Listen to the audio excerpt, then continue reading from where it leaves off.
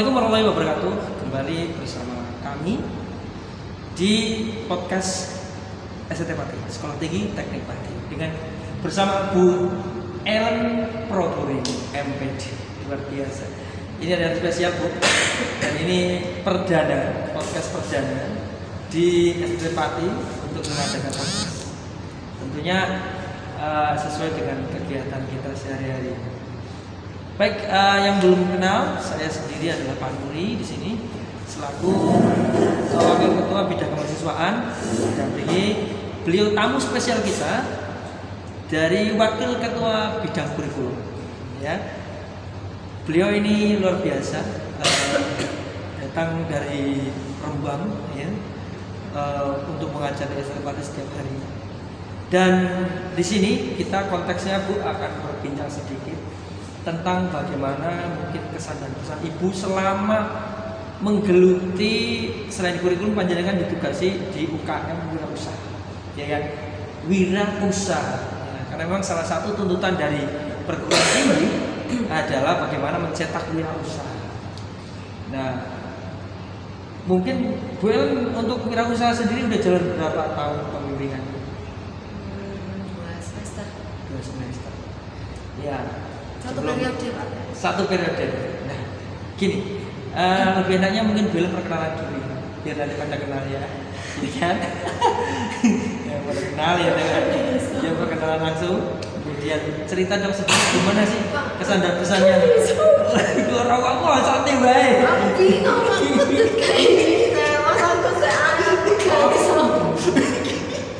Mas aku tukang buri gitu. Cerita saja santai mengalir, tenang, tak edit ya. Oke. Iya, aku mau ngomong apa? Oh, cerita tentang bagaimana kebersamaan panjenengan dengan mahasiswa. Kan kemarin kan sempat heboh dengan anak-anak itu membuat makanan. Sampai dulu pas saya hajatan juga pesanannya itu sama anak-anak mahasiswa. Masakannya apa saja dan bagaimana sih mengemas kegiatan-kegiatan atau apa ya, menggabungkan mahasiswa dalam organisasi perusahaan yang kompak seperti itu. Minatnya mereka juga di bidang usaha, jadi ya saya tinggal mendorong aja karena itu kemauan dari mahasiswa sendiri. Jadi kan kebetulan kita masih kecil, masih belum punya apa-apa, jadi nggak bisa kalau sistemnya ready makanan. Takutnya kan kalau misalnya kita udah ready cuma nggak banyak yang pesen kan, jadi mubazir kan. Jadi sementara kita sistemnya open PO dulu. Jadi setiap Rabu itu nanti ada beberapa makanan yang ditawarkan. Jadi sebelumnya bisa pesan terlebih dahulu, pengambilannya di hari Rabu. Oh, jadi pesan dulu. Bukannya opennya hari apa sampai Rabu Pak itu? Hari Minggu sampai hari Selasa. Oh, berarti 3 hari ya? Minggu, Senin, Selasa, kemudian hari Rabu itu ditutup. Ditutupnya Selasa. Ditutupnya Selasa, Rabu makanan. Tinggal ngantar-ngantar aja. Ada yang ambil, ada yang ngantar. Sejauh ini tuh yang pesan dari mana saja? Ada dari SD di daerah Teguh, terus ada guru-guru SMK, terus teman-teman sendiri. Mahasiswanya ada yang sini, mahasiswanya ada. Ada. Luar biasa. Sampai SD juga ya? Gurunya atau Gurunya? Gurunya. Oh, sampai guru-guru SMK juga ya? Guru SMK luar biasa ini. Nah, ini bagaimana sih strategi Ibu untuk ketika mereka mendapatkan pesanan ini yang masak itu siapa? Atau beli atau mungkin masak sendiri? Enggak, masak sendiri anak-anak. Masak sendiri. Apakah mungkin di STT ada jurusan tata boga atau tidak ada? Dari prodi apa saja yang banyak masuk situ? Campur ada. Ya dari 3 prodi semuanya jadi satu. Prodi manajemen, informatika. Manajemen, informatika sama elektro. Berarti ada yang bagian masak, ada yang bagian pemasaran gitu. Ya. Oke, itu masuk dalam UKM kewirausahaan ya. Nah, sekarang bagaimana mungkin Ibu memberikan job deskripsi kepada anak-anak sehingga mereka kok bisa menjadi apa ya, wirausahawan muda ya. Meskipun mereka sedang kuliah, semuanya kuliah, tapi mereka bisa menghasilkan produk yang bisa dijual ke masyarakat. Yang pertama tanggung jawab ya, maksudnya mereka memilih UKM itu memang harus dikembangkan, nggak mungkin, bukan nggak bisa jadi alasan kalau kuliah terus kita nggak bisa mau buka usaha, itu nggak bisa.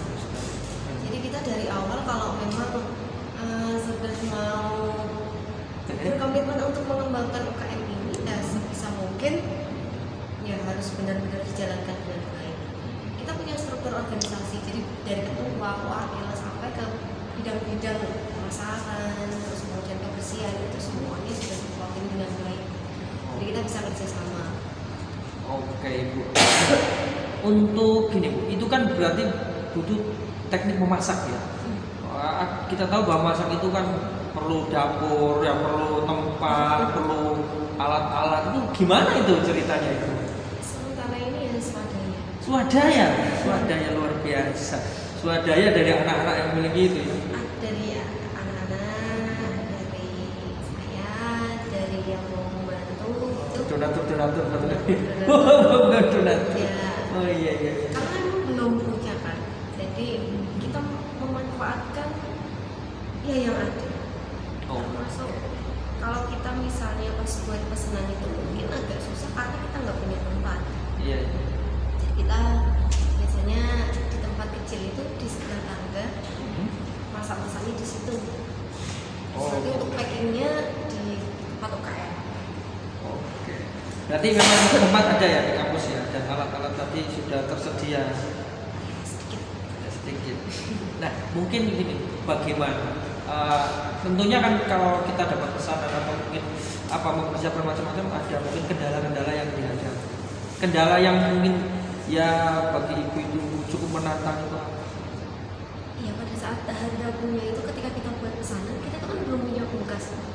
Yang pertama kita belum punya kulkas. Terus mahasiswa juga kuliah.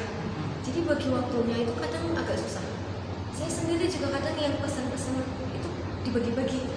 Kayak misalnya mau pas kita buat pentol mercon. Ketika mahasiswa itu nggak bisa beli beberapa bahan, otomatis saya juga harus ikut membantu kan, karena saya juga bertanggung jawab di situ. Berarti ikut masak juga ikut masak. Yang masak-masak sih teman-teman. Saya paling cuman ngawas-ngawasi aja sama bagian coba-coba. Oke, luar biasa. Nah, mungkin Ibu caranya membuat dibuka dan sebagainya. Ini contoh dong, beri sampel makanan-makanan yang dibuat itu apa saja diantaranya. Yang sejauh ini yang paling sering dapat pesanan itu malah justru tempe mendoan. Tempe mendoan. Iya, tempe mendoan. Yang paling sering. Terus yang ditanyakan juga tentang mercon itu yang pedes itu Pak. Mungkin karena sekarang kan anak-anak juga suka yang pedes-pedes gitu. Itu lumayan menarik. Sama cheese roll. Kita produk itu banyak sih Pak. Cuman mungkin itu yang paling sering kita buat. Kemudian nih, bagaimana bentuk pemasaran? Kan mungkin kan kita punya desain dan sebagainya ya. Terus di media apa itu? Apakah door to door? Apakah mungkin pakai website atau mungkin WhatsApp? Bagaimana? Sementara brosur itu kita sebar lewat story WA. Ya karena kita belum punya Instagram yang official, punya kewirausahaan itu belum kita buat. Oh gitu. Karena belum ada pengelolanya. Jadi sementara kayak kita bisanya brosur itu tersebar hanya lewat story WA. Nah, sejauh ini mungkin sejauh mana kampus memberi dukungan kepada UKM kewirausahaan untuk memfasilitasi mahasiswa ya. Kan tadi bilang bahwa itu adalah memang motivasi dari mereka sendiri. Bukan tinggal memfasilitasi. Bagaimana? Ya, kampus sudah menyediakan tempat. Ya meskipun belum tersekat-sekat ya Pak. Jadi terkadang saya juga agak gimana karena kan tempatnya lumayan luas. Takutnya yang bukan barang kita itu nanti kalau ya nggak tahu kalau ada kehilangan atau apa, kan takut ikut bertanggung jawab gitu. Nah terus mungkin keluhan sampai sekarang mahasiswa itu sering mengeluhkan ketika kita UKM AC itu nggak nyala. Jadi kita di dalam berbanyak kan, kebetulan kita anggotanya banyak. Saya sendiri juga nggak bisa panas-panas kan. Nah itu agak lumayan lumayan buat gerah sih, yang akhirnya kita melakukan UKM jadi sering di luar ruangan ya, karena mungkin kurang nyaman saat ada di sana. Tapi tersedia aja di sana, mati ya. Mati. Ya mungkin apa sih harapan ibu ya kepada mahasiswa atau juga kepada manajemen dalam arti manajemen SNBP untuk bisa lebih meningkatkan fasilitas kepada anak-anak? Ya kalau di kampus ya ada fasilitas itu. Ya, Bagus. fasilitas untuk fasilitas untuk pengembangan diri, ya untuk pengembangan UKM. Maksudnya kan mahasiswa kalau misalnya ada fasilitas, mereka juga pasti lebih bersemangat. Kalau dari segi mahasiswanya sendiri, ya memang benar-benar harus bertanggung jawab sama apa yang sudah mereka pilih. Yang penting awal bersih kembali bersih gitu ya. Itu selalu. Kemudian nih mungkin beri dong pesan dan kesan untuk anak-anak ibu yang selama ini bersama dengan ibu. Ya harapan saya semuanya masih tetap bisa bersemangat dari awal sampai akhir. Maksudnya untuk UKM ini bukan sekedar aja untuk hanya mencari sertifikat, cuman pengalaman yang akan kita dapatkan itu yang nggak akan kalian dapatkan di pendidikan formal. Maksudnya kalau kita pembelajaran itu kan nggak akan sebanyak seperti apa yang kita dapatkan ketika kita benar-benar terjun di dunia langsung. Karena seperti ada tantangan ya, tantangan kontekstual butuh ini harus bagaimana saudara.